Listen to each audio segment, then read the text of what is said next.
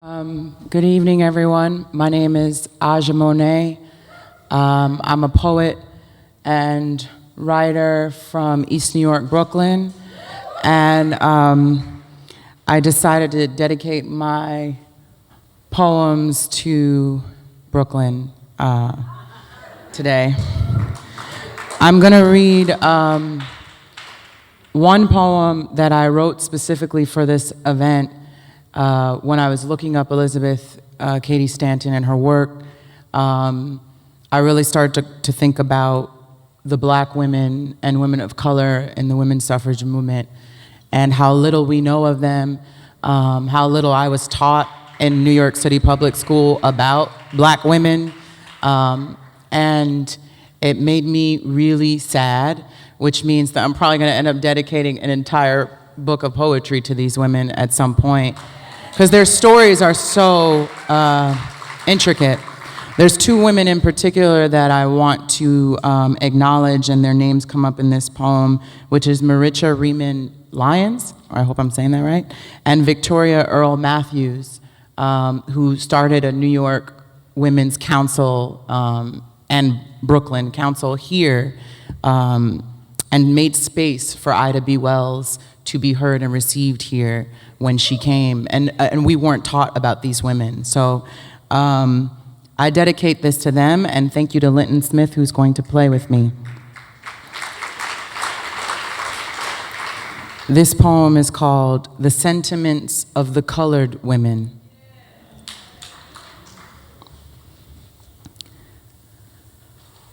Her eyes, a voice, of verses in a chapel songbook where women sorry stained sung of the ancient fight to love and be loved. Soft-hearted and peach tea dark, humanity minded led forward journeyed justice beyond the misery, suffering in secret, bearing burdens imposed by a nation that does not know it is white, enamored with us, a divine demand in ourselves to speak, listen for the silent ones breathing heavy, still a song sung. Mad women we were, treated as strangers among women pale as the pages we were written out of. She knows herself to be real, though imagined in the heart of a Black girl handcuffed and kicked around beneath a Brooklyn street lamp, something to hold onto, bloody and bruised by what they called in those days overseers. Except we were all women once, right? As they worked out their salvation, we were saving ours. Serene, savvy, and sassy, we busied our boys with brilliance. Ain't I beautiful, we would say, and you too, gathering sisters into a club of purring panthers. We were never here to sugar men or escort their humanity, but we hadn't the time to fight them while the lynch mob came for our skin. Freedom was a woman in a train car on a railroad in Memphis who refused to give up her seat 71 years before Rosa Parks. Freedom's name was Ida B. Wells, like Maricha Riemann Lyons, like Victoria Earl Matthews, like Harriet Fortin Purvis, Margaretta Fortin, like Marianne Shad Carey, like Mary Church Terrell, like Josephine St. Pierre Ruffin, like my sister Sojourner Truth.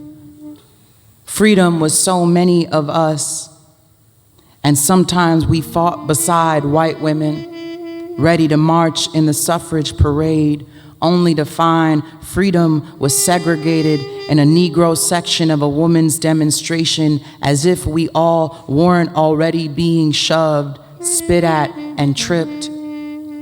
They mocked our movements.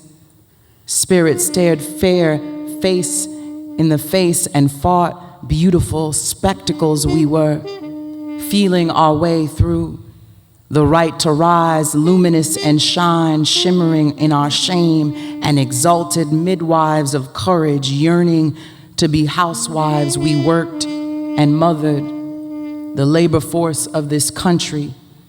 For her, she who made a rally of the kitchen, protected the many mouths born to teach the laws. They have their laws, and we have ours. Reasoned by the moon, she cannot be denied, earth-toned and foreign frizzed. Her enemy isn't men. It is what can be found in them. Who are we but a faraway distance between man and everything else? We, the whisper of resilience, we. Who are we without the slavery? Who are we? Are we not drums? The noise of hearts beating, are we not the music your feet can't help but dance to? The memory of breath, the emerald of ellipsis. We the women who conjured and escaped.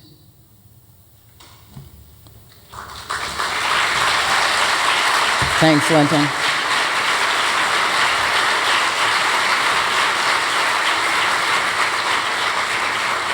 So I'm going to end with this piece. Thank you for having me. Thank you to Tracy for organizing this and thinking of me. There's a lot of women stuff, so I'm going to do this poem about Brooklyn, and it's called Give My Regards to Brooklyn, and hopefully I remember it. I think just because I'm a woman doing it, it's relevant. So,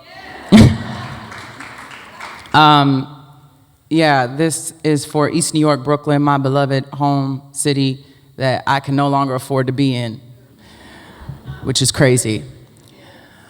On the humble, I be having these dreams where I'm people watching with Basquiat sitting on the curb on Bedford Ave, sipping piraguas, talking about never thought I'd live to see the day. Could have sworn I saw Otis Blackwell walking out the corner store in Atlantic Ave, smoking a Lucy, whistling a new tune for Elvis to cover. And it was gully right, because I caught Biggie on a stooping Bed-Stuy selling dope to a hipster with Ready to Die tatted across the pale of his arm. Hadn't seen a hoopty in a while when old dirty bastard pulled up, offered me a ride to the pink houses, and suddenly a handsome mocha man sitting on a nearby fire escape calls my name. I could tell it was Jackie by the Dodgers stitched across his chest. He told me, I miss home, and then it all fades to black. When I woke, the blue moon was sprawling out of its hiding place, limbs hanging over the shoulder of night after lovers had abandoned their bodies, laughing in the corners of each other. I was a full-tint lamppost staring at the sky's cheekbone, shy of stardust through the blinds of J-train tracks. This is how it feels to dream of being moonlight in East New York, a concrete plant collecting whispers of bodega blues. Darling sunrise tickles drumbeat hips swaying through the air of Sassoon. And I envy the morning swag. Boomboxes hold our windows open in July. We face our fears on the cyclone called romance. A stroll along the boardwalk in Coney Island. Head nods pay respect on beat. Boys playing Scully in the street. We used to buy our kicks from City Line and roll a blunt for our fallen soldiers and spark a generation in love with spray cans and naked tenement buildings. Graffiti the spirits of hustlers with bubble letters. Mr. Softy Summers meant stealing Abuela Santo offerings for Tweety Bird on a popsicle stick, playing hopscotch on the broken sidewalk, eavesdropping on front stoop gossip, hair braiding, fingers dancing between strands of air. Brothers get caught in gangs, get caught in barbershops, get caught in street corners, get caught. Thrown against the hood of cop cars, seen one too many handcuffs on the wrists of brown and black skin. We dock slave ships on our shores daily. No Rikers Island like a country home. I'm convinced that my father conceived me in Kings County arraignments while daydreaming of freedom. I owe my life to the woman who stopped my mother on the B-56 on her way to the abortion clinic and told her, "You have a poet coming."